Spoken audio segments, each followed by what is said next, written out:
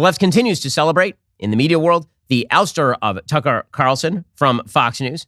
And one of the worst things about Tucker's ouster from Fox News is, of course, the left's reaction, which is triumphalist. We finally did it. We finally achieved victory. Fox News will continue to exist. It will continue to not agree with you. Tucker will continue to exist. He will continue to be successful. But it is amazing to watch as government actors call openly for deplatforming and censorship. And so long as they are on the left, it is totally fine. Here was Alexandra Ocasio-Cortez, so fresh, so face, irrepressibly stupid, talking about how Tucker being gone is a good thing. It shows that deplatforming is a wonderful thing. Yeah, it is. It must be a wonderful thing to be an elected official who can say anything that she wants on the floor of the House without any fear of legal blowback. It must be fun to be her and never actually have to earn a buck, never actually have to, pay for dresses when she goes to the Met Gala, never have to do any of those things. Must be just a pleasure. Or at least you only pay much, much later. Must be great while you call for the deplatforming of other people, as a government employee. Tucker Carlson is out at Fox News. Couldn't have happened to a better guy. What I will say, though, is while I'm very glad that the person that was arguably responsible for some of the largest, driving some of the most amounts of death threats and violent threats, not just to my office, but to plenty of people across the country, I also kind of feel like I'm like waiting for the cutscene at the end of a Marvel movie after all the credits have rolled. And then you see like the villain's hand reemerge out to grip over like the end of a building or something. But deplatforming works. So it's always fun to watch as members of Congress call for deplatforming. They literally work for a body about whom there is a federal constitutional provision saying that Congress shall make no law abridging freedom of speech. So remember, it's a threat to democracy when Trump criticizes the press. When AOC says that people should be deplatformed and censorship should be applied to people she doesn't like, that's totally fine. She's incredibly fresh and incredibly face. So fresh and so face that she makes Marvel movie references because she has the IQ of a kumquat. Honestly, get a better set of references. She wasn't the only celebrity who's celebrating Tucker's ouster, of course. Seth Meyers was out there joking about it. Now, Seth Meyers, it's amazing to me he's never been canceled considering that he has fewer viewers than a normal toenail clipping on a street corner in Los Angeles.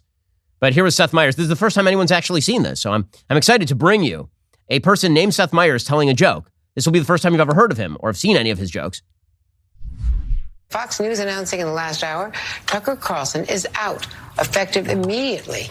Tucker Carlson is out at Fox News? Oh my God. Does this mean Fox News has gone woke?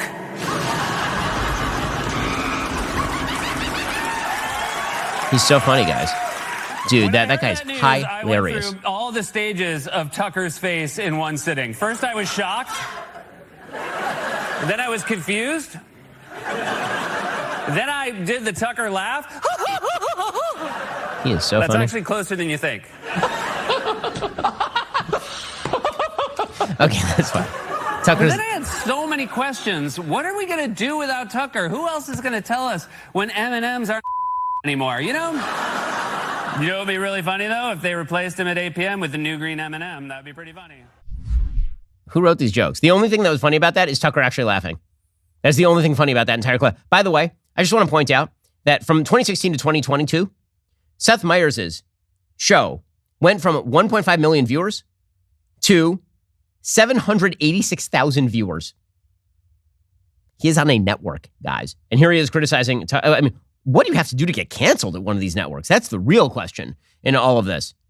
Watching these dolts celebrate Tucker's ouster, Tucker, wherever he goes, will certainly have better ratings than Seth Meyers in very, very short order. We'll get to that momentarily. First, this year marks the 75th anniversary of Israel's independence. Coincidentally, the International Fellowship of Christians and Jews is also celebrating 40 years of ministry. Today, thousands of Jews, both in Israel and in war-torn Ukraine, are struggling to survive life-threatening crises, including extreme poverty, hunger, and violence in the form of conflict, anti-Semitism, and terrorism. Among these vulnerable people are tens of thousands of Holocaust survivors and elderly Jews who will not survive without their basic needs met.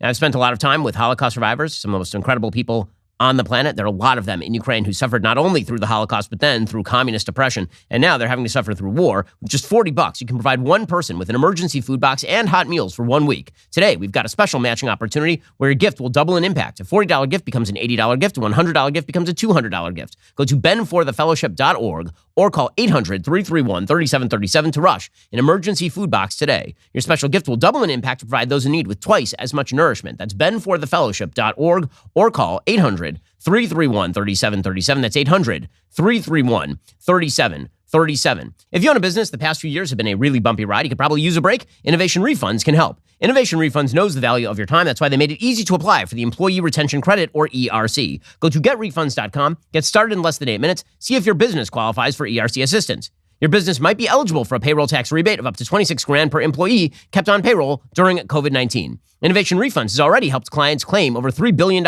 in payroll tax refunds through the ERC. They might be able to help your business as well. There's no upfront charge. They're not going to get paid until your business gets its refund. Don't miss this opportunity because this payroll tax refund only available for a limited amount of time. If you spend too much money on the federal government, why not get that money back? The federal government has basically dedicated itself for the last several years to destroying your business. If you overpaid on taxes, why not get the refund? Check out, see whether you actually can get it. Go to getrefunds.com. Again, that's getrefunds.com. Getrefunds.com. Contact my friend at Innovation Refunds and see how much you can get back. Getrefunds.com. Once more, getrefunds.com today. Meanwhile, we also have some updates with regard to Don Lemon's ousting. So apparently, according to the New York Times, Don Lemon was fired at least in part because he finally ticked everyone off super a lot. Not just because he was mistreating everybody, but also because he's really bad at his job. So he did an interview with our friend Vivek Ramaswamy, who is running for president. He did this interview in which they got into America's racial history. And it got very weird and ugly because Don Lemon basically said that Vivek isn't allowed to have an opinion because he's not black. And meanwhile, Caitlin Collins was sitting there like, you know what? I'm just going to browse my email. Like, I'm super bored with this. It was not a good segment. Say what you said again.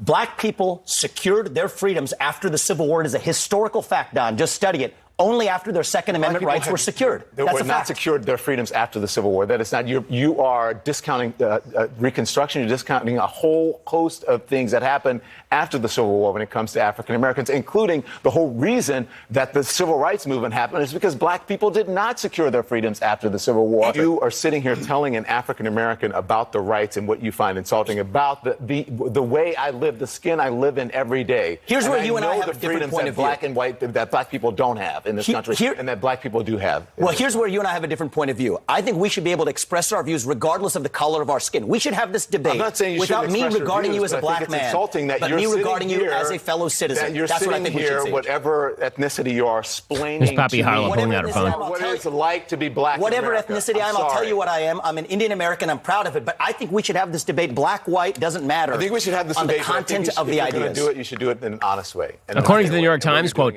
the incident left several CNN leaders exasperated. The people said, yeah, no bleep, Sherlock. I mean, yes, he's an exasperating human being, which is why he was ousted. My favorite part of the media coverage of this is The View, which they did the wave when they found out that they literally did the wave on air when they found out that Tucker Carlson had lost his job. They had to, even The View was like, we kind of have to admit that Don Lemon says dumb stuff sometimes. I mean, we love him and he's the best, but also he says dumb stuff sometimes. Don, yes, said some things that were sexist and I think ageist. He apologized for them and received formal training. And and he spoke to us. I know him too. We all know him here. Sarah stayed at his house one time. And he loves her. She needs to hear that over and over again. Well, it's fine. But he has been on the air for a long time fighting bigotry, whereas Tucker has been fomenting. Oh my God, bigotry. Don Lemon's been fighting bigotry in and what yes, world, he did man? say some dumb things and apologized. And Tucker never apologized. But I for only anything. know him personally. I don't know what he does when he's with his coworkers. Well, I do because I was his coworker. Yeah. Oh, they're all defending him at The View. The one who, actually was apparently, mean to women and terrible to women, like on the air. And meanwhile, in other media news, Nate Silver is actually out at ABC News. So Nate Silver, of course, is the founder of 538, famous Dana analyst. And apparently he was let go. 538 was retained as a brand, but basically gutted in the process. What's amazing about this is that it wasn't as though this was a particularly expensive proposition for ESPN, for Disney's ESPN and ABC News. It's like a couple $1 million a year. but they must be just looking for nickels and dimes to get to make their way through this particular period. Legacy media is having itself a difficult time over here, and for good reason. Okay, time for some things I like and then some things that I hate. So, things that I like today. I was forwarded one of the great pieces I have ever read. This is truly one of the great pieces I've ever read. It is by a student named Carolina Araujo. She's from a place called Kenyon College.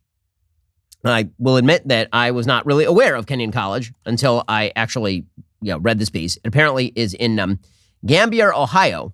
It is a private liberal arts college, a 4-year liberal arts college. Carolina Araujo is very upset. Here is the title of her piece, quote, Kenyon has failed to provide me stable housing as a student of color with an ESA. What is an ESA? An emotional support animal. So Kenyon, the college, they failed to provide this person stable housing as a student of color with an emotional support animal.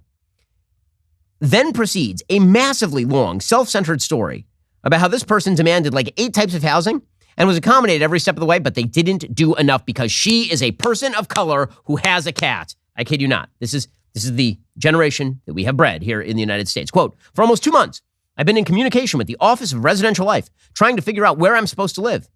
Capel's Residence Hall is now the 4th residence I've been assigned to during my first year at Kenyon after transferring from Binghamton. I switched schools because of the disrespect I received from Binghamton's Residential Life. So Binghamton didn't actually give her the housing she wanted. So she instead went to Kenyon College. More recently, I chose to be a member of Sisterhood because I am a non-binary Latinx person with an emotional support animal, attending a predominantly white institution. At Sisterhood, I found a community in which femme-identifying people of color can unite. Like many, my identity is multifaceted, intersectional, and vulnerable. While searching for other safe spaces, I realized Unity House was not an option. Sisterhood includes queer people, but there are additional spaces provided by the college for LGBTQ plus students, such as Unity House. But Unity feels exclusive because there are too many white LGBTQ plus people. So, not there. So, Sisterhood made it easier, but Sisterhood wasn't good enough. Quote, my emotional support animal is one of the few therapeutic methods that have successfully supported my disability. But when I moved into Sisterhood housing after spring break, I wasn't allowed to remain with my cat due to someone in the house being allergic. So, the campus immediately created a list of options to resolve the conflict. The first option suggested I make my own arrangements to move my cat elsewhere for the remainder of the semester and keep living at the Sisterhood. But this was not acceptable. So then, this woman was placed in Meadow Lane housing, despite my emotional support animal and physical disability. And then, apparently, that wasn't good enough. So they moved her again, and then again. And now, she feels marginalized by continuously exercising their power to instantaneously remove students from residential halls. Kenyon landlords signal that marginalized students do not have a right to a guaranteed comfortable space. It feels as though the administration's primary concern is regulating and maintaining the college's reputation. Any opposition to the administration, such as my refusal to move, is suppressed and belittled. Advocating for yourself is perceived as rudely defiant. Regardless of identity, all students deserve to feel safe. So they kept accommodating this person, and it turns out when you accommodate the woke, they're not grateful. They just laugh at you. And then they continue to complain. We have bred a generation of people who endlessly complain, forever and always. No accommodations will be sufficient. Meanwhile, Steven Spielberg has come out, this is the thing I like, and admitted that he shouldn't have done one of the very stupid things that he did. So Steven Spielberg is, of course, a very left-wing human being. Has made an enormous number of phenomenal movies, of course. One of those phenomenal movies is E.T. You remember near the end of E.T., there is a scene in which the kids are riding their bikes, and they have E.T. with them. And right before the bikes take off for the sky, E.T. makes all of them fly, lending credence to the theory that E.T. is, in fact, a Jedi. Right before that happens, there is a shot of the sheriffs, and they have guns. Right? They're holding shotguns. Because sometime in the 2000s, it was deemed inappropriate for there to be guns in a kids' movie. They CGI'd out the guns from the scene. Here is Steven Spielberg admitting, yeah, that was stupid.